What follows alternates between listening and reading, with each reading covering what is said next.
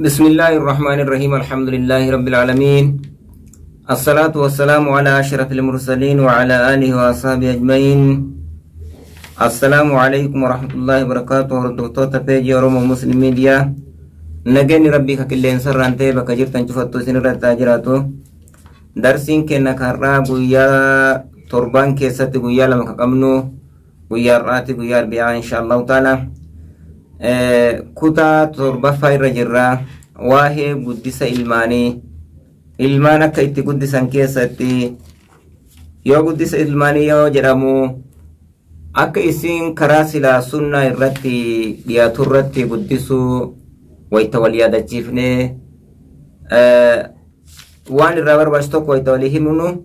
kutaa torbaffaa irra jirra jechuudha. Kaarraa kutaan torbaffaan kun mata duree maal irraa dubbataa mee waqtiin yeroon ilmaan tana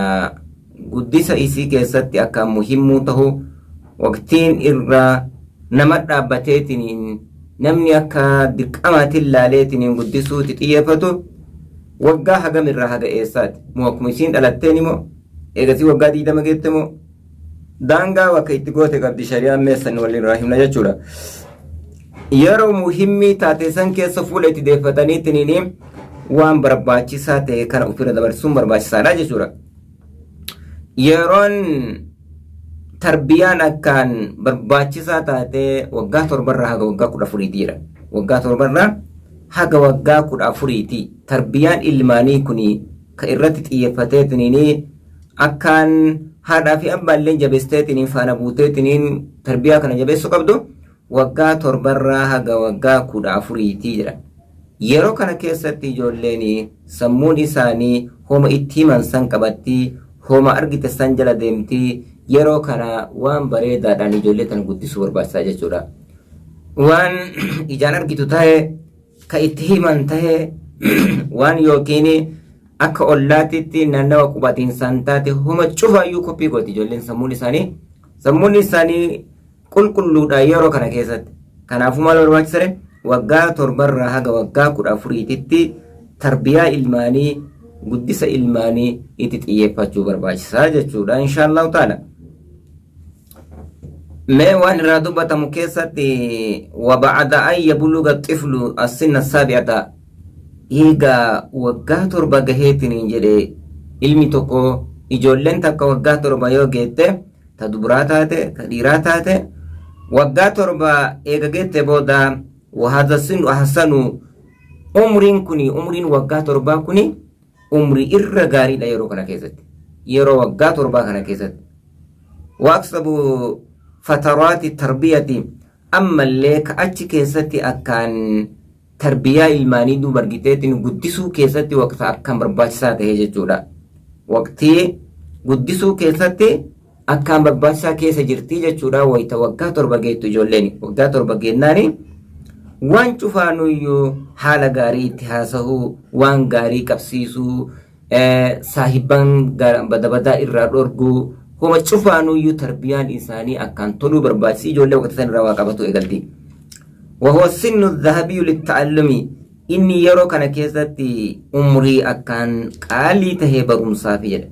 وبخاصة الحفظ كيست يوافذ كيستي يرو أكان قالي تجران يرون وقات البرهاق وقا كرافوري تتي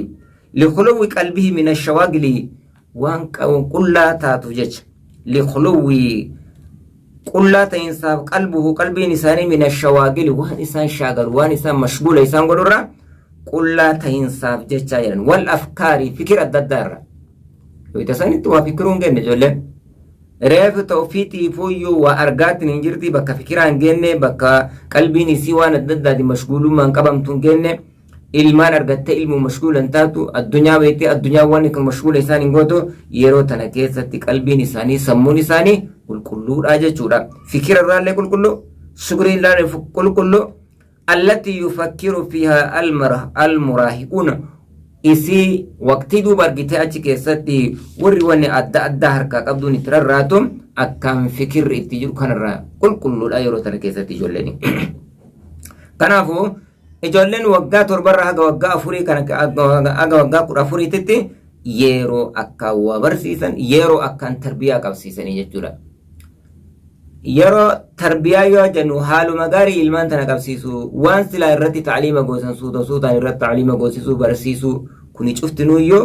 waqtii isaati jechuudha. Mucaa tokko yoo inni waggaa 15 dabree 20 akkana gaheetin jedha haala gaarii barsiisaa maali jettee yoo ifaajje warri silaa barumsa guddaa qabu kunoo waggaa 7 irraa waggaa 14 jedha yeroo tana keessatti ilmaan haala gaarii irra guddisuu irratti xiyyeeffachuun barbaachisaadha jechuudha. Ilmaan haala gaarii irra guddisuun faayidii guddaa keessa jira. Ilmaan haala gaarii irra guddisuu keessatti faayidii guddatu keessatti jira. Ilmaan yoo tarbiyaa bareedaan guddatte si kabajji. Maatii isaanii ilmaan obboleeyyan abbaa haadha obboleettii haadhaa nama ollaa kana cufa isaatu iyyuu hin kabajji ijoollee yoo tarbiyaa gaarii irra guddatteetiin jedhu. Ollaallee kabajaan wajjin jiraatan mana barumsaatitti illee ilmaan gaariidha jedhaniini namni illee argeetiin jedhu ilmaan tun ilmaan bareeda ilmaan gaarii ilmaan akka gaarii irra guddatte jedhanii akkasuma sunnaallee qabatteetiin jirtiidha jechuu tarbiyaan gaariin tun ta sunnaaf keessaa qabdu jechuudha. Waa hedduutu keessaa gadi bahaa tarbiyaa ilmaanii kana laaffisuun hin barbaachisu jechuudha. Qabeenya jechuun ka qabeenya jedhamee ilaalamu tokko ilmaan maaliifuyyuu gaafa asirra namni dabreetiin jedhe sadaqaa jaariyaa keessatti lakkaa'amti ilmaan gaariin dhaqi immoo ol waladun saalihu yad'u lahu ilmoo gaarii duuba argiteetiin ka'ee gabbaan dabreetiin jedhe du'aa'ii isaaf kadhatu jedhe rasuul alayhi salaatu wassalaam. Akkasuma sadaqaa jaariyaa keessa illee ilaal waan duuba argiteetiin ati lafa kaahatteetiin jette tasiyyaatu takka waan siyaa'u tokko sadaqaan ilmaan tuni sadaqattu itti geetti abbatti geetti waan jirrifaa jan. Kanaafuu yoo waan faayidii qaburraa tokko waan jedhanii ilaalanirraa ilmaan eega argatanii karaa gaariirra guddisuutu barbaachisaadha. Yoo waladun saalihu yad'u lahu ka rasuuli jedhe san hin ta'in alayhi salaatu wassalaam itti gahuu hin danda'amtu faayidii silaa barbaadan kanatti gahuun hin danda'amu jechuudha. Kanaafuu yoo ilmaan eega argataniitiin jedhanii boodatti ilmaan tana akkamii guddifnaa jedhanii itti xiyyeeffachuu barbaachisa. Karaa kamirratti guddifna jedhanii karaa sunnaa faranjii argitee irra guddisamoo karaa sunnaa rasuula irra guddisamoo karaa kamirratti guddisanii walii beekuun barbaachisaadha jechuudha. Yoo sunnaa rasuula irratti guddisan alayhi salaatu wassalaam duniyaa fi aakiratti illee milkitu keessaa gadi bahaa jechuudha. Yoo sunnaa biraa irra guddifteetiin jette duniyaa fi aakiratti illee kasaaru keessaa gadi bahaa jechuudha. Maaliifuyyuu ilmaan tana eega argatteetiin jettee situ itti gaafatama. Maal ta'u waan silaa si barbaachisan ofirraa gaggeessuu keessatti karaa gaariirra guddifteetiin eega jettee isiin ballagdeen boodatti dirqamni sirra hin jiru haga waqtii silaa xiyyeeffadhu laali tarbiyaa gaariirra guddisan kanarratti si barbaachisaa jechuudha. Argatuu qofaa miti ilmaan argatanii waan nyaattu qofa itti kennu miti. Irra guddaa wanni miidhuu haala badaa irra guddachuudha ilmaan. Haala badaa irra guddisuudha. Akkaataa badaa irra qabachuudha. Ollaa hamaa wajjin yoo ta'aniitiin jedhan ilmaan illee hamantuu taatii jechuudha. Yoo akkasuma bakkeen jirru itti barattu bakka badduu taateen ilmaan akkasumatti haala badaa irratti guddatti jechuudha. Kanaafuu madrasaan duuba argiteetiin ilmaanii tawaa irraa dubbatamtu darsiitti aantu keessatti gadi nu dhufti inshaallahu ta'ala. Amma darsiin har'aa wanni isin irraa sootu waqtii kamirraa haga eessaatii tarbiyaa ilmaanii hundi jedhamu. Haga umrii keetii ilmaan kan akkana duuba argiteetiin tarbiyaa ilmaanii kanaan si gaafatammoo daangaa qabdii jechuu kana wanni isin ilaaltu waggaa 7 irraa haga waggaa 14 kana keessatti tarbiyaan ilmaanii jechuudha. Akka hadiisa biraa keessa ka rasuula irraa sabata alayhi salaatu wassalaam وقد حرص النبي صلى الله عليه وسلم على تعليم صغار الصحابة وهم في هذه المرحلة. قابل نتني رسولي بولو لرسول عليه الصلاة والسلام برسيسو إلمان تتكو إلمان صحابة حال إسان مرحلة كان كيسا جرانيت مرحلة عمري وقا تربا كان كيسا لإسان جرانيت برسيسو تدفت نجر رسول عليه الصلاة والسلام إلمان إجولي صحابة. فعن ابن عباس رضي الله عنه قال كنت رديف النبي صلى الله عليه وسلم يوما. عبد الله بن عباس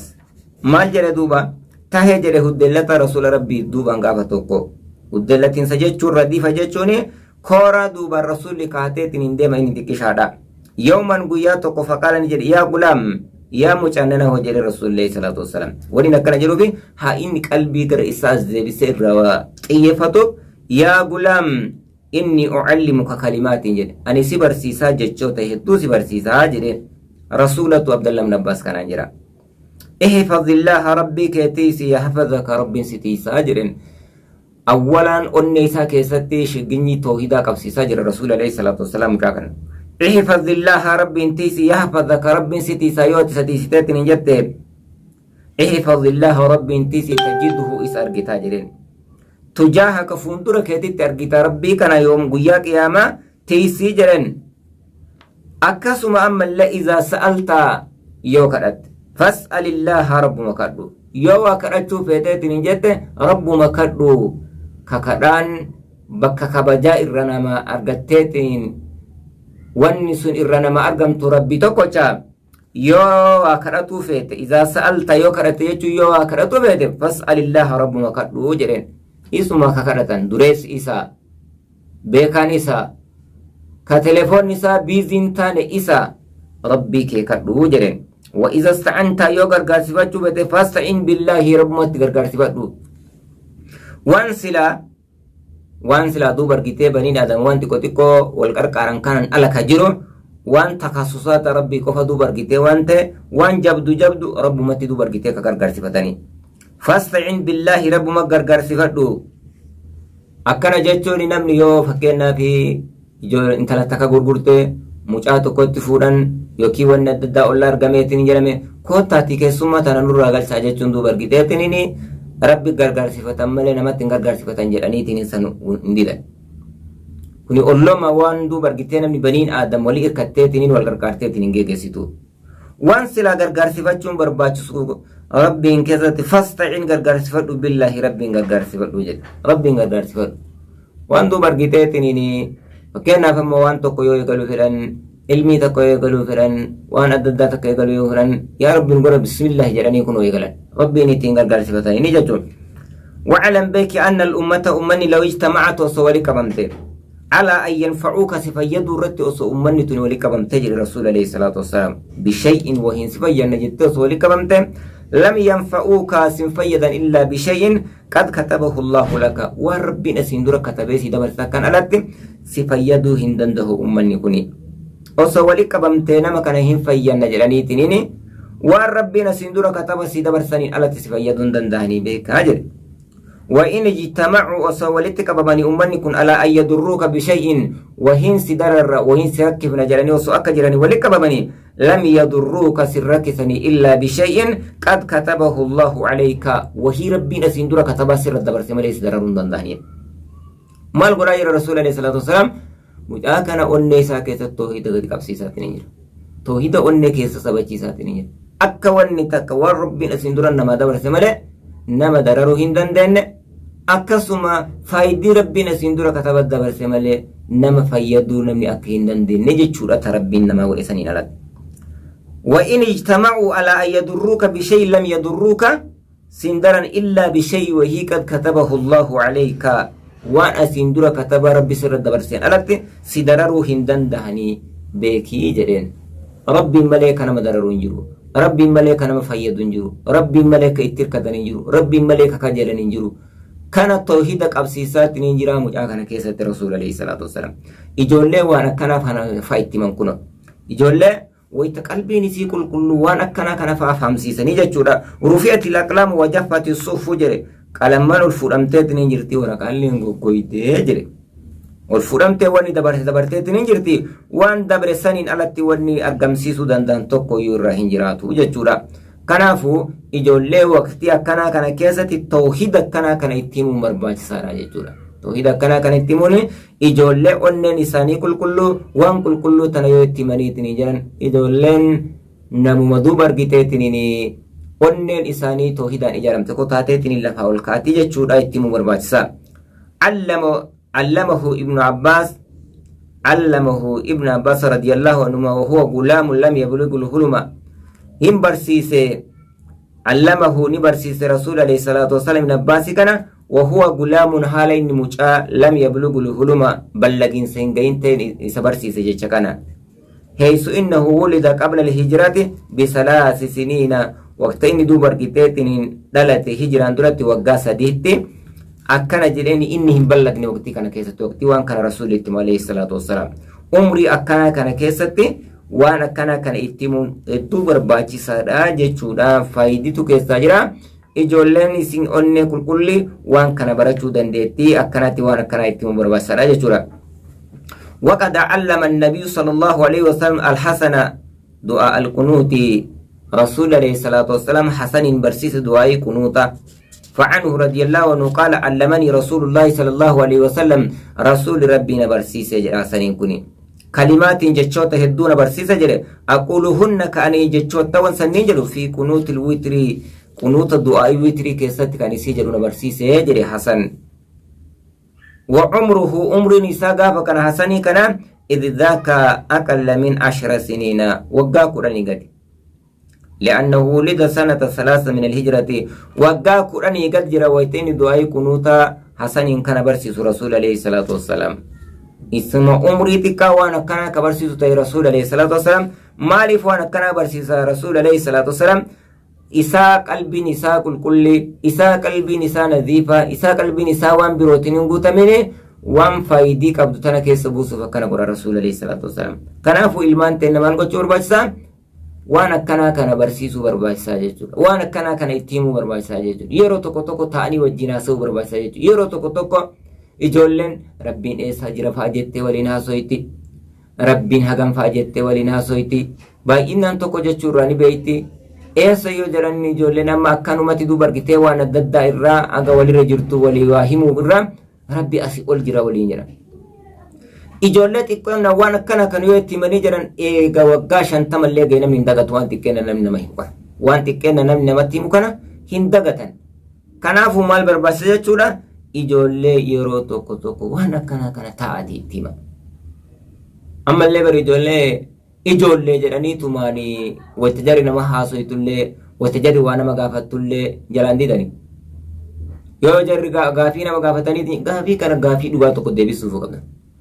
gaafii dhugarratti xundaaheetiin jira akka kijibni keessa jira tokko deebisuun barbaachisaadha ijoolleedhaan hin qabatte akkasuma qabatte ammallee daa'ima hin jedhanii yookiin maaliin akkas jalaa calisanii jechuun hin barbaachisu yoo haasawa barsiisanii ijoolleen akkasuma haasawa barate yoo haasawa sirnaa itti haasawanii ittiin jedhan ijoolleen tun akkasumatti haasawa sirnaa tokko baratti jechuudha wayita haasawan fuulatti deebi'anii dubbii jalaa fuudhanii gammachiisanii akka ijoolleen haasawa bareedaa walii aansitee haasawuu barbaadu tokko karaa bananii fi akkasitti ta'anii haasanii jechuudha saniin alattuu yeroo tokko tokko ta'anii wajjin haasawuun barbaachisaadha maaliifuyyuu ijoolleen tunillee akka itti haasawan baratti abbaa kanallee wajji haasaniitiin jedhan bineensan seetu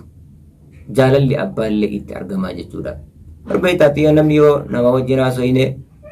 yoo waan tokko waliin jijjiirre jaalalli tunii hin argamtu jaalala jechuun jaalaluma duuba argiteettiniin maatii jaarsaaf jaarti qofame ilmaanummaan tunii duuba argiteettiniin jaalala isaaniif illee haqa taatutu jiru ilmaan tunii yoo fuula bareedaa isaaniif hin mul'isin qalbii bareedduu isaanii mul'isin jaalala isaaniif hin mul'isin maal godhan abbaan keenya kuni fuula namatti guura abbaan keenya kuni nama gammachiisu abbaan keenya kuni nama wajjin haasawweetiin yeroo tokko tokko raaha nama goosisu ijoollee yoo gammachiisanii jedhan akkasuma gammattii jechuudha sammuun namaa tuni haguma gammaddu irra wayyoo argatte haga cinqa mataatii gaduma rakkinumaan gaddeemti mal barbaachisa jechuudha ijoollee ufii tana tuffatanii yeroo cuuf haga isiin guddatteettiin inni achi ilaal nama guddaa ta'e silaalu isaaniin eeydu jechuudha waqtuma isaan xixiqqoon dakanumatti baabaa jedhan kanatti ta'anii wajjin haasa'uun barbaachisaadha haala gaarii namarraa dhaaltii jechuudha waqti isaan akkasi qalbii namaa deebisanii jedhan sani waan bareedduu itti himan waan bareedduu taniin qabatti ijoolleen hedduumaa dadhaban ijoolleen yeroo ammaa kana keessa beekan waan adda addaa jala baatee haadha kabajuu dhabdee abbaa kabajuu dhabdee kabajaa duuba argiteetiin masjidaatii fi ilmiitii fi waan cufatti islaamummaa cufarramaa kana hammaatti ijoolleen qooduma yookiin galatuma haadhaa fi abbaan dalagantu akkanatti gargale galatuma haadhaa fi abbaan godhantuyyuu kanaan gadi dhufee jechuudha maaliif yoo jette wannan waan kana jedheef tokkoffaa namni ilmu ijoollee yoo dhalatteetiin hin jette darsii duuba argiteetiin waan ilmaan hoosisaa keessatti gaafa dabarsine haati duuba argitee ilmoo ofii hoosisuu keessatti jaalalli ilmaallee akkaan argamaa jira yoo ilma hoosifte. Adda beelaheetiin aanan kana barbaadee harma kana hodhuuni jaalalli haadhaa kun itti beeksaatiin dhufaa jiran daa'ima kana. Ijoollee yoo haati akkanatti guddifteetiin ofirra qabdeetiin harma kanaan duuba argitee guddattee yoo jedhin bakka biroo waan birooti yoo guddatteetiin jette jaalalli haadhaallee ittiin beeksisuu jira. Ittiin argamuu jira. Adda akkuma aanan itti argamu kanaan akkuma aanan qaama keessa deemu kanaan jaalalli haadhaallee keessa deemaa jiran daa'ima kana. Warroonni ilmoo teessan hoosisuu dhiftanii karoora birootiin guddiftaniitiin jettanii kabajaan waan isin ilmoo keessan jibbitanii waan adda addaa sababattanii hoosisuu kanarraa dalga qabdan kana ilmaan illee jallachuu fi kabajaa namaa godhuu dhabuu keessatti akkana dalga deebitii jira. Karaa kanaan namatti gadi dhufti jira. Haqa ilmaanii guutaa rabbiin duuba argiteetiin akka ilmaan tuni haqa teessan guutuu isinii godha. Haqa ilmaanii guutuun irraa barbaachisaadha. Akkasii saniin dhaabbataniitiin eegasanii waan akka amma jennu waan gaarii haasawaa gaarii waan gaarii biratti dalaguu akkana kana yoo jabaataniitiin jedhan maal taati ilmaan gaarii taateetiin gadi baatii jechuudha. Darsii duuba argiteetiin mana keessan keessa waan badduu baasaa waan gaarii mana keenya keessatti duuba argiteetiin argamsiisuu barbaachisaa jiru. Akka qaraatii qura'aanaa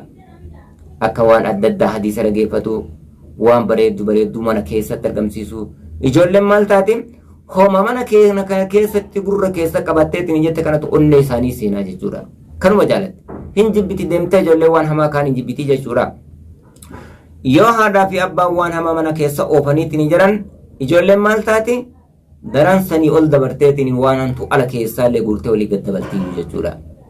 Akka kana hin taane maal barbaachisa karaa kanaan akkana jabaataniitiin eeguurraa barbaachisaa jechuudha. Madrasaan ilmaanii tokkoffaan haadha jiran. Madrasaan ilmaanii tokkoffaan sadarkaa tokkoffaatitti madrasaan takka jetteetiin irraa barbaachitu haadha. Yoo haati tuni tarbiyaa bareedduu qabaatteetiin jette ilmaan akka dansaa qabdee waa cufarraa eeguu dandeettu taate madrasaa kilaasa tokkoffaa kunoo bareeda argatteetiin jirti. Achirraa kaatee sadhaiti ijoolleen ollaadha madrasaan lammaffaa ollaa. Ollaan kuni madrasa of dandahe yoo ollaan gaarii ta'eetiin jedhe ilmaan tuni haala gaarii kanarra dhaalti jechuudha. Yoo ilmaan kuni ollaan kuni hamaa ta'eetiin jedhe ilmaan kuni haala badaa tokko dhaalti. Yeroo dheeraa waa wajjii walitti dhiyaatanii walii haasawanii wajjiinuu taphataniif jecha haala badaa kana dhaalti jechuudha ollaa kanarraa ijoollee. Sadaffaan bakka waa itti baratanii uskuula yookiin madrasaa deemanii bakka itti baratan kana sadiini madrasaan ilmaanii. Yoo madrasaa sadiin kana keessatti rabbi namaa godhee mijoon argamteetiin haalli bareedaan argameetiin jedhe ijoolleen baduu hin dandeettu jira. Kadhumaa kuni isa jabaa duuba argitee madrasaa akkasii argachuun jajjabaata. Akkasii duuba kaawwala sanniin hedduu yaalullee irraan dandahanii yoo nasiibni godhe haati nama tarbiyaa bareedaa qabu taate ijoolleen achirraayyuu tarbiyaan isaanii bareeda ta'ee dhufa. Yoo ollaallee nama bareedaa bira nama gaarii wajjin nama qubsiiseetti jedhe ijoolleen ollaallee duuba argitee waan badaa arguu hin dandeettu waan badaa dhaga'uu hin dandeettu haasawa itti waliin haasawaniitiin jiran ijoolleen ollarraa guurti ijoollee ollaa irraa fuuteetiin eessaa fuuteen ijoollee warra ebaluu akkana jedhan akkanatti garagaraa walii guurteetiin haalli ijoollee hammaataa dhufa yoo waan isin guurtu sun bareedaa ta'es akkasuma haala bareedaa qabatti jechuudha. Ilmaan haala kanniin cufaan akkanatti guddisuu danda'anii jechuudha. Yoo akkanatti hin guddifne haala badaa irra namni guddisee dhalatanii achuma kaahanii guddiftuu bira kaahanii nama waa guddisu itti godhanii karaa birootiin jala hin deeman qur'aanaan jala hin deeman du'aa'ii rabbiitiin jala hin deeman waan adda addaatiin wajjin hin dhaabbatan